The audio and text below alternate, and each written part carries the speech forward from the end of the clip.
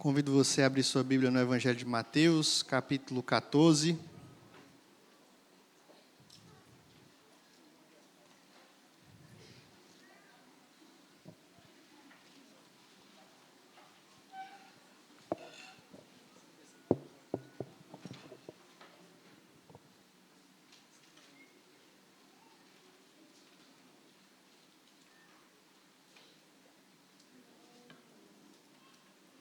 Mateus 14, do 1 ao 12.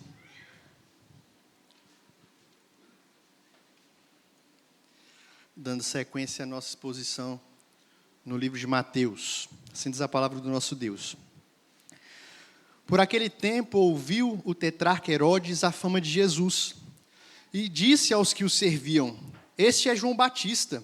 Ele ressuscitou dos mortos e por isso nele operam forças miraculosas. Porque Herodes, havendo predido e atado a João, o metera no cárcere por causa de Herodias, mulher de Filipe, seu irmão. Pois João lhe dizia: não te é lícito possuí-la. E querendo matá-lo, temia o povo, porque o tinha como profeta. Ora, tendo chegado o dia natalício de Herodes, dançou a filha de Herodias diante de todos e agradou a Herodes, pelo que prometeu com juramento dar-lhe o que pedisse. Então, ela, instigada por sua mãe, disse: dá-me aqui num prato a cabeça de João Batista. Entristeceu-se o rei, mas por causa do juramento e dos que estavam com ele à mesa, determinou que lhe a dessem. E deu ordens e decapitou a João no cárcere. Foi trazida a cabeça num prato e dada à jovem que a levou à sua mãe. Então, vieram os seus discípulos, levaram o corpo e o sepultaram. Depois foram e anunciaram a Jesus.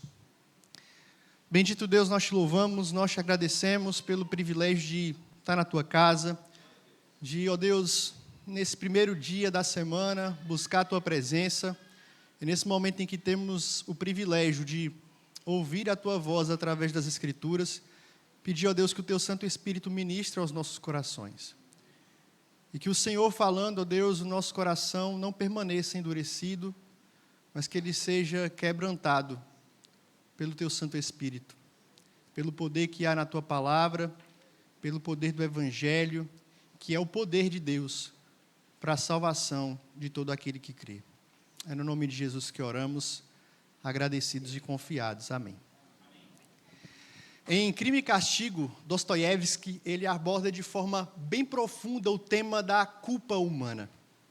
De forma sucinta, o livro trata de um homem chamado Rodion Raskolnikov, um estudante que, por conta de problemas financeiros, ele precisa abandonar os seus estudos. Pede ajuda, um empréstimo, a uma senhora que faz isso a juros altíssimos, e, além disso, ela era responsável por maltratar a sua irmã mais nova. Diante disso, ele julgou que essa senhora era uma sem caráter, e decidiu, então, planejar assassinar essa mulher. E durante o planejamento, uma das coisas que ele ficava preocupado é porque, tanto antes como durante e depois, isso poderia causar nele um sentimento grande de culpa, de remorso. Mas ainda assim, ele decide fazer isso. E desde o início do livro, existe esse dilema, essa questão moral. Será que o assassinato de uma pessoa ruim, por um motivo justo, seria moralmente errado? E ele então planeja, e quando ele vai cometer o crime, a irmã mais nova dessa senhora entra na cena também, e ele acaba matando as duas, se tornando aí culpado de 2 homicídios. E ao longo da obra, ele vai tentando se justificar repetidamente, mas a sua consciência o persegue. Seus pensamentos ficam confusos, seus sonhos são aterrorizantes, a sua saúde mental e física vai definhando, e em determinado momento ele chega à conclusão de que ele não vai conseguir fugir da culpa, não vai conseguir fugir desse sentimento que tomava conta do seu coração. Somente quando ele confessa o crime e recebe as consequências é que ele se sente aliviado, é que ele experimenta uma espécie de redenção. Meus irmãos, a culpa é um peso que ninguém consegue carregar por muito tempo sem sofrer as consequências. E o texto que nós acabamos de ler traz um exemplo real desse dilema. O capítulo 13 de Mateus nos mostrou claramente como a mensagem e a pessoa de Jesus já não eram tão bem-vindos assim entre o povo. Então, no episódio retratado aqui, ele nos mostra que essa resistência, que a oposição a Jesus se tornaria cada vez mais forte, cada vez mais intensificado. E a morte de João Batista aqui foi um prenúncio do que aconteceria com o nosso Salvador. Esse acontecimento também é relatado por Lucas e Marcos, sendo que Marcos vai trazer mais detalhes a respeito desse momento. O responsável pelo assassinato de João Batista foi Herodes. E esse é um nome que vai aparecer com certa frequência nos evangelhos e no livro de Atos, mas nem sempre se refere à mesma pessoa. O texto aqui está se referindo a Herodes Antipas, filho de Herodes o Grande, que foi o rei da Judéia, aquele responsável pela matança das crianças quando soube que o rei Jesus havia nascido, e ele então manda matar os pequenos. Ele era irmão de Arquelau, etnarca da Judéia, e meio-irmão de Filipe de Roma. O texto diz que ele era um tetrarca. O tetrarca era responsável por governar 1/4 de uma região, de um reino. Quando Herodes o Grande morreu, esse reino foi dividido entre os filhos, e para evitar aí disputas, Herodes Antipas governava uma dessas partes. E esse homem era um homem ambicioso, era um homem moralmente corrompido. João Batista, o último profeta da antiga aliança, ele denunciava publicamente Herodes pelo seu casamento ilícito com Herodias, esposa do seu irmão Filipe. Essa denúncia levou João à prisão e depois à sua execução. O episódio relata aqui a diferença entre o reino de Deus, nós estudamos isso no capítulo 13, e o reino dos homens. Entre um rei justo, entre um rei que governa com equidade, e um rei ímpio, um rei injusto, que usa da sua posição para calar quem se levanta contra ele. O governo de Herodes era um governo fraco, era um governo de alianças frágeis, e por mais que ele estivesse numa posição de poder, era um homem que vivia atormentado pela culpa, por remorso. Esse texto, então, ele nos ensina a como lidar com o peso da culpa, com a nossa consciência de forma bíblica. Primeiro, vejamos aqui o pecado e a nossa consciência. O texto inicia informando que Herodes ouve falar sobre Jesus e fica perturbado. Ele não ficou curioso, ele não ficou alegre, mas ele teve medo quando ouviu falar sobre Jesus, porque ele pensava que Jesus era João Batista que tinha ressuscitado. Por que ele teve essa reação? Porque por mais que ele fugisse, tentasse fugir daquilo que ele havia feito, a sua consciência o perseguia, não deixava esquecer o que ele tinha feito. Ele estava tão atordoado, com tanto remorso, com peso na consciência, que quando ouve falar de Jesus, ele acha quando ele ouve falar de Jesus, ele acha que João Batista tinha ressuscitado e era Jesus. Paulo, escrevendo aos Romanos, capítulo 2, verso 15, diz: estes, referindo-se aqui aos gentios, ou seja, aqueles que não eram judeus, mostram a norma da lei gravada no seu coração, testemunhando-lhe também a consciência e os seus pensamentos, mutuamente acusando-se ou defendendo-se. Meus irmãos, em todos os seres humanos há uma consciência natural. Embora nós tenhamos nascido como homens e mulheres caídos, perdidos, mortos nos nossos delitos e pecados, Deus cuidou para que em cada homem houvesse uma testemunha no seu interior, a nossa consciência. Sem a ajuda do Espírito Santo, ela é como um guia cego. Ela não pode conduzir ninguém a Cristo, ela não pode salvar ninguém. Na verdade, a nossa consciência pode até ser cauterizada, aprisionada, pisada. Porém, em todos os homens existe uma consciência que os acusa ou os justifica. E a Bíblia e o nosso testemunho, nossa experiência, testemunham a respeito disso. Herodes foi um homem que viveu atormentado pela culpa, por sua consciência, pelas acusações da sua consciência, sobretudo porque, como o texto nos informa, João pregava para ele e expunha a verdade para ele, dizendo que o que ele estava fazendo era errado. E por mais que ele tentasse suprimir isso, nós vamos ver isso daqui a pouco, a sua consciência o acusava. Mas por quê? Quais atitudes, quais pecados levaram Herodes a esse lugar de culpa, de peso na consciência, de falta de paz no seu coração? Primeiro, nós vemos aqui que Herodes era um homem adúltero. Herodes Antipas era casado com a filha do rei de Damasco e largou a sua esposa para casar com Herodias, que era esposa do seu irmão, Filipe de Roma. Quando ele foi a Roma, se hospedou na casa do seu irmão e conta relatos, Joséfo, um historiador antigo, ele vai dizer que ele fez essa proposta para Herodias: venha se casar comigo. Os dois largaram seus cônjuges e se juntaram. Eram adúlteros. Era uma relação adúltera. Mas além do adultério, essa era uma relação incestuosa. Herodias, além de cunhada, era sobrinha de Herodes. Ela era filha de Aristóbulo, seu meio-irmão. Então, quando ele se casa com Herodias, além de adultério, ele estava ali cometendo também incesto. Por isso, João Batista denuncia: olha, esse relacionamento de vocês é ilícito, saia disso, se arrependa. Mas a gente vê também a forma injusta aqui, como ele tratou João Batista. João Batista denunciou o pecado de Herodes, um pecado público. A família sabia, a sociedade sabia, as lideranças sabiam, mas apenas João Batista teve a ousadia, a autoridade de se levantar contra Herodes e denunciar o seu pecado. E diante do pecado daquele líder, João exortou, apontou o erro, mas também apontou a direção: arrependa-se. Essa era a mensagem pregada por João Batista: arrependei-vos, porque o reino de Deus está próximo. Arrependam-se. Mas a gente percebe aqui, sobretudo por influência de Herodias, que ele foi lançado ao cárcere, João, e depois teve a sua cabeça decepada. Perceba, meus irmãos, quantos pecados. Como uma coisa foi chamando a outra, como diz o Salmo, né? Um abismo chamando o outro abismo. E, meus irmãos, é isso que o pecado faz. O pecado tem o poder de causar culpa nos nossos corações, nas nossas mentes. Os nossos primeiros pais sofreram isso. Eles se viram nus.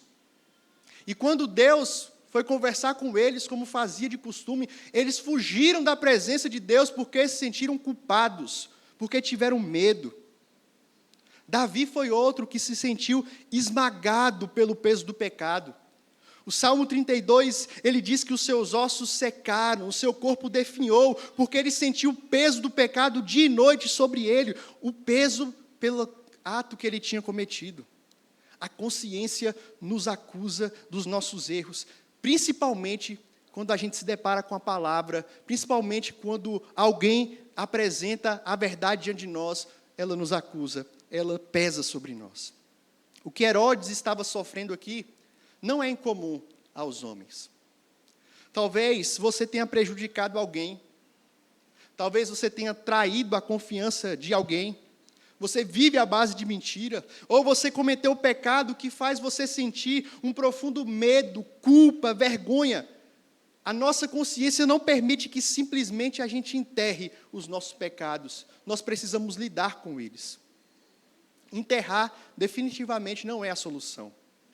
John Bunyan, ele escreve que a boa consciência pode fazer um homem feliz em meio à tribulação, mas uma consciência culpada pode enchê-lo de tormento, mesmo no meio da maior prosperidade. Como é que você chegou aqui nessa manhã? Existe algo em você que acusa que você está errado, que a forma como você tem vivido precisa mudar? Quando você ouve sobre isso, isso acende em você um alerta de que alguma coisa não está certa. Você se sente culpado, você sente peso, mas ainda assim tenta negar, fugir, se esconder. Como está a sua consciência diante de Deus? Ela tem te acusado ou ela tem justificado que você está em paz? O texto então nos mostra, em segundo lugar, como Herodes lidou com a sua consciência. A gente falou aqui sobre culpa, a gente falou sobre consciência pesada, mas como Herodes lidou com isso? Ele tratou, ele mudou ou simplesmente ignorou? E o que a gente percebe aqui, queridos, é que Herodes tentou lidar com os seus pecados, com a sua mente, com os seus erros, com as perversidades que ele cometeu da pior forma possível.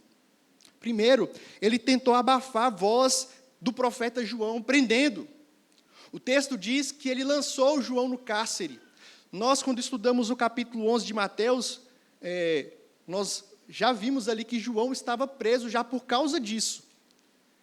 João, quando se encontrou preso, ele chamou os seus discípulos e perguntou aos seus discípulos, falou para os seus discípulos irem até Jesus, perguntar se Jesus de fato era o Messias ou ele deveria esperar outro. Então já havia um tempo aqui que João estava preso. A gente não sabe quanto tempo aconteceu isso, por quanto tempo ele permaneceu preso, quando foi exatamente a sua morte, porque aqui no texto ele já tinha morrido, a gente não sabe exatamente quando foi, mas fato é, ele foi preso por falar a verdade.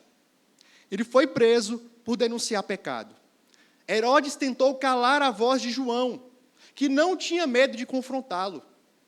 E essa confrontação causava em Herodes perturbação e em Herodias ódio.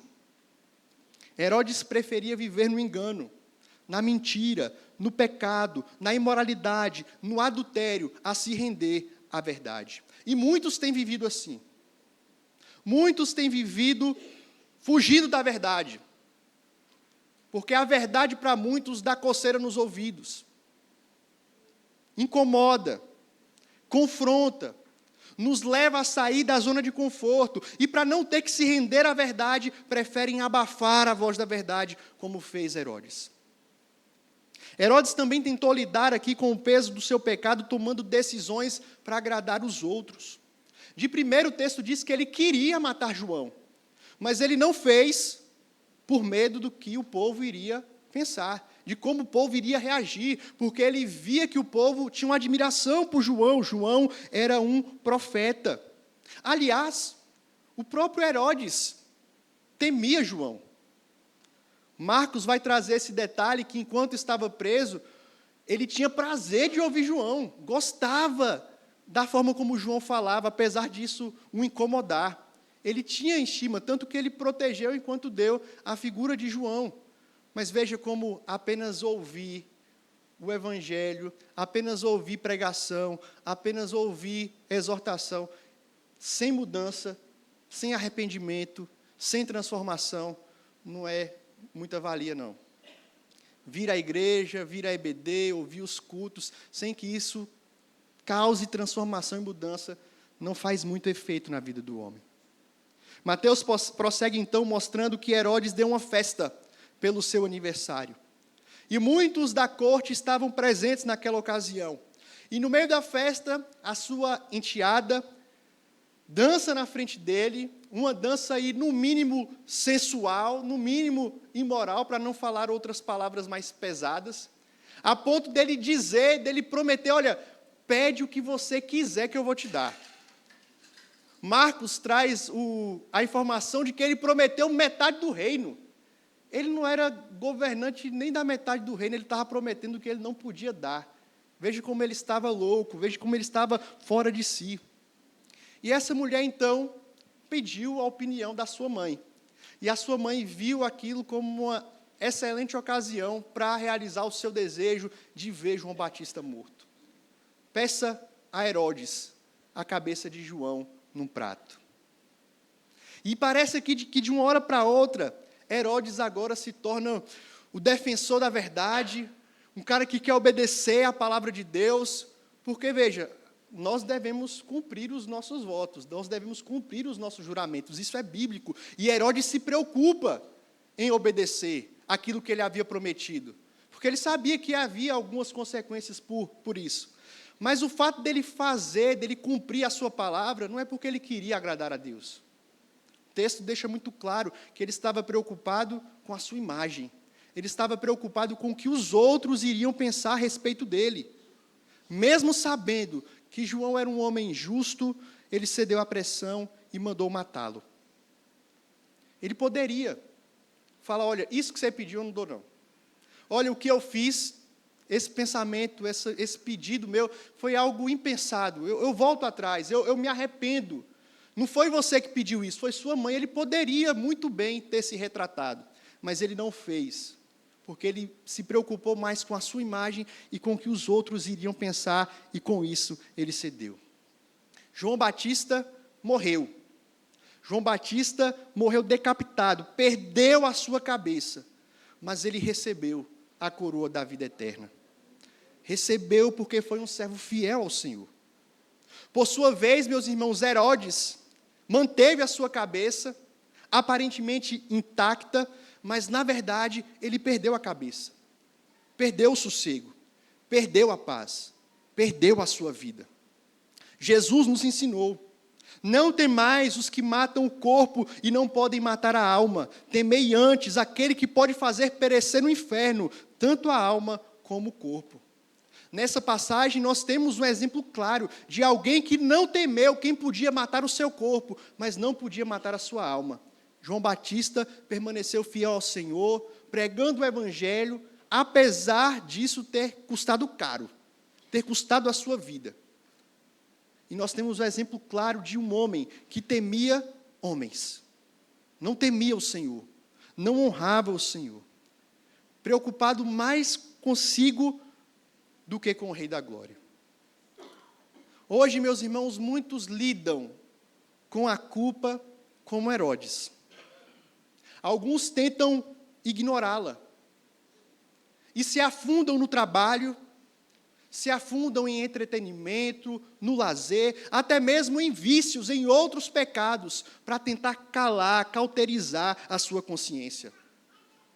Outros tentam justificar seus atos, alegando que não tinham escolha, não tinham opção, por causa das circunstâncias, eu fui forçado a fazer isso.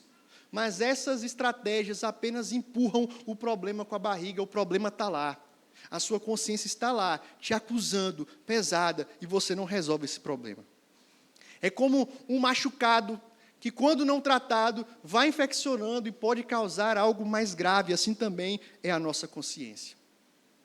Talvez você não lide com o peso da sua consciência, com o peso da culpa, por medo do que os outros vão pensar de você. Porque você sabe que para lidar com isso, você vai ter que expor seu pecado, muitas vezes. Você vai ter que mostrar vulnerabilidade, você vai ter que mostrar humildade, você vai ter que baixar sua cabeça, você vai ter que reconhecer o seu erro, vai ter que pedir perdão para outra pessoa.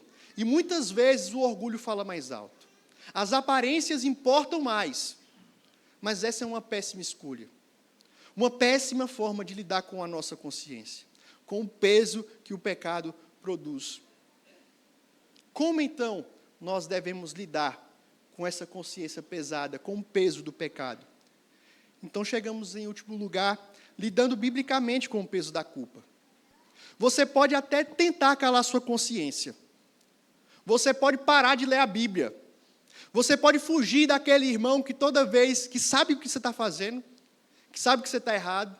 Você pode tentar fugir do seu pastor, do seu líder, que sabe que toda vez que senta, ele vai cutucar você para saber se você está vivendo de uma forma que agrada a Deus ou não. Você pode tentar fugir do seu pai. Você pode parar de vir à igreja, de assistir os cultos, porque você sabe que ali vai ser confrontado. Você pode prender a sua consciência numa prisão, para que ela não acuse mais dos seus pecados. Você pode até tentar, mas você não vai conseguir.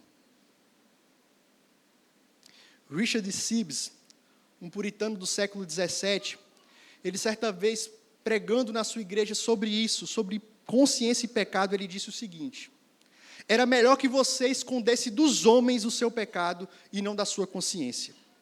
Porque você tem tentado subornar a sua consciência para ela não te acusar do pecado.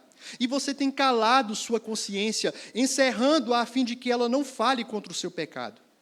O problema é que no dia do juízo, a primeira testemunha que se levantará contra você será a tua consciência, que foi subordinada e sufocada. Ela vai se levantar no dia do juízo e vai te acusar, não apenas em um momento, não apenas em um dia, mas por toda a eternidade, apontando o que você fez. O que Herodes deveria ter feito?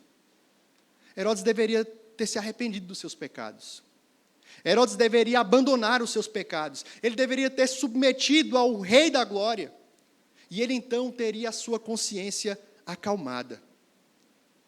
Não porque ele a sufocou, não porque ele tentou dar um jeito, mas porque o seu pecado foi perdoado e a culpa foi tirada do seu coração.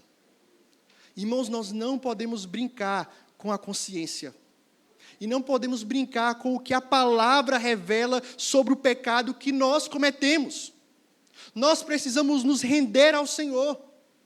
Não podemos agir como Herodes. Não tente calar a sua consciência quando ela te acusar. Não tente fugir da verdade. Arrependa-se dos seus pecados. Renda-se ao Senhor.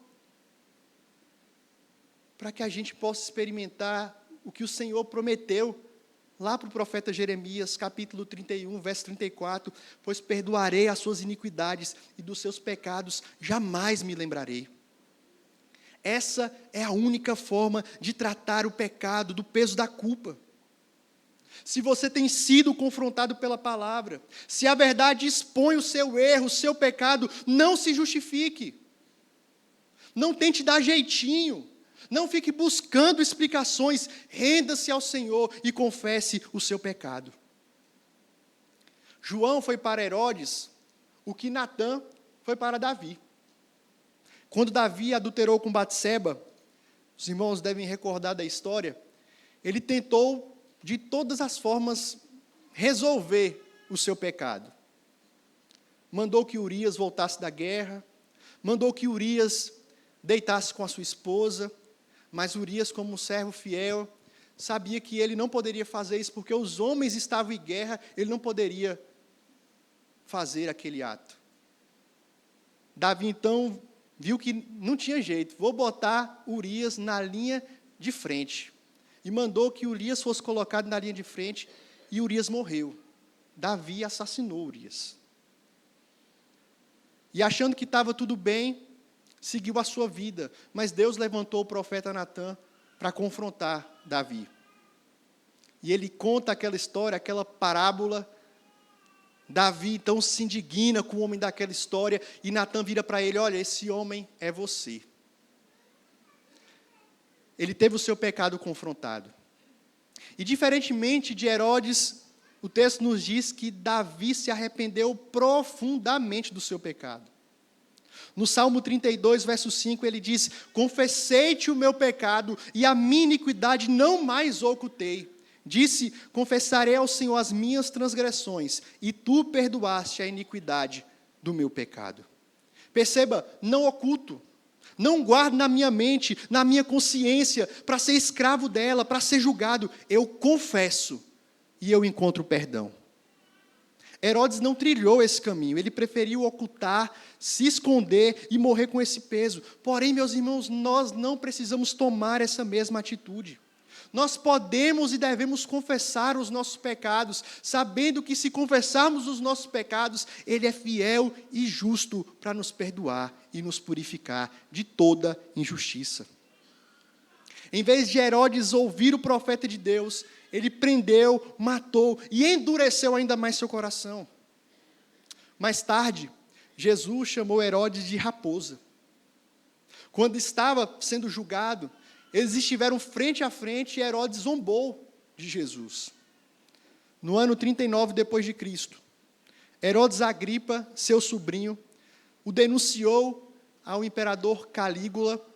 Ele foi deposto, exilado, onde morreu. Foi exilado e morreu na escuridão que ele sempre viveu. A narrativa, ela começa falando da fama de Jesus. E termina falando que os discípulos de João foram até Jesus.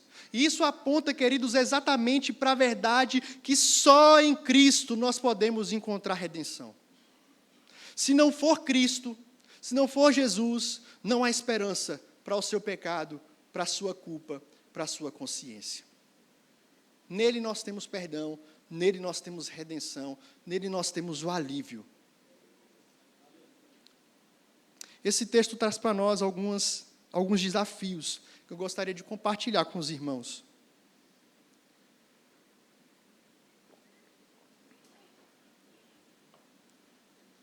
Precisamos tirar o foco de Herodes um pouquinho e olhar para nós mesmos.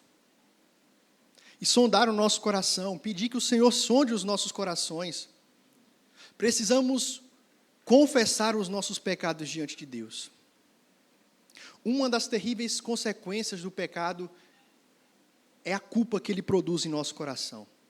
Ele nos faz sentir culpados, ele nos faz sentir indignos, ele nos sobrecarrega espiritualmente, emocionalmente e até mesmo fisicamente. Mas Jesus nos chama a lançar sobre ele o fardo da culpa, do pecado, do medo, para achar descanso para a nossa alma cansada. Foi esse o convite que ele fez. Venham a mim, vocês que estão cansados, sobrecarregados, eu vos aliviarei. Clame ao Senhor por perdão. Clame ao Senhor por misericórdia. Reconheça, se prostre diante do Senhor, como Davi reconhece no Salmo 51, que o Senhor se agrada de um coração quebrantado e contrito. Renda-se ao Senhor. Não retenha, não guarde o seu pecado. Confesse o seu pecado. Se quebrante, se rende na presença de Jesus. Mas esse texto também é um desafio para nós ouvirmos a voz da verdade. Ouvirmos a palavra de Deus. Deus usa a sua palavra, Deus usa o Espírito Santo, Deus usa pecadores falhos como eu e você para nos corrigir, para nos exortar. E fugir da verdade, fugir do confronto, não vai resolver a situação. Não vai resolver o problema do teu coração. Ouça o que o Senhor tem para você. Ouça e não endureça, como fez o povo nos dias de Meribá. Ouça e não endureça o seu coração, como fez Herodes. Ouça o Senhor e peça que a sua palavra o transforme, o quebrante, o molde, te dê poder, te dê graça, para que você arrependa-se dos seus pecados e viva uma nova vida. Tema mais ao Senhor do que aos homens. Haja em conformidade com a vontade de Deus. Muitas vezes nós temos medo da opinião das pessoas. Nós nos preocupamos em manter uma aparência, de mostrar que é mais santo, de mostrar que é mais forte, de mostrar que é melhor do que o outro. E quantas vezes a gente está com lutas por causa de pecados, por causa de fraquezas, e a gente prefere perder essas lutas do que expor o que a gente está passando. Do que expor a nossa dor. Do que expor aquilo que se passa dentro da gente. Não deixe que isso impeça você de fazer o que é certo. De você reconhecer o seu erro. De você pedir perdão e de você receber o perdão de Deus. Tema mais ao Senhor do que aos homens. Mas esse também é um chamado para a gente descansar na misericórdia e no amor de Deus. A gente cantou a última canção falando da misericórdia, do amor de Deus, logo por mim, logo por você, miseráveis pecadores, foi que Ele morreu, foi que Ele deu a sua vida. Meus irmãos, isso nos lembra que nós podemos descansar no perdão que temos em Cristo. Se você confessou o seu pecado, se você se arrependeu, e se você tem buscado viver uma nova vida, você não precisa carregar o peso da culpa mais. O seu pecado não pode mais te condenar. O seu pecado não pode mais te afastar de Cristo, porque você foi perdoado para sempre. Não importa o pecado que você cometeu, contra quem você cometeu, se você pediu perdão, se você se arrependeu, em Cristo você recebe o perdão.